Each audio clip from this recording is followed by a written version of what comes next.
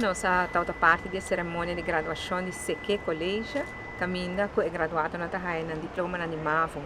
Essa visa tem maneira uma visa de meu speech, que claro, esse aqui é grupo de alunos que a Hayaleas a começar durante o Covid, pois para na coisa com hobby reto, coisa toda hobby diferente, e então para mim um grupo grande assim na grado tá algo hobby bonita.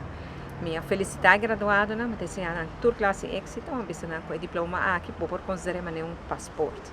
Tinha da tarde passar com passaporte, ou tudo saque mais lihe, pero passaporte ainda bom chega, uma boca chega, pero ete porta não tá abre para por chega, uma boca chega e não por logra kiko com não proponendo mais fácil.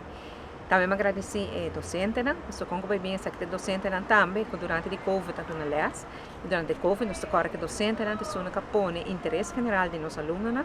Para mim com a própria segurança. E esse é um papel importante que o docente não tem tempo aí. E apesar de tudo isso, né? Sigue dando esforço para ajudar alunos, né? E nós temos um grupo grande que gradua. E maior, né? E família que está sostenendo muito também. Me felicitando, me agradecendo também para querer de nós muito, né? Querer de ajuda e seguir sostenendo.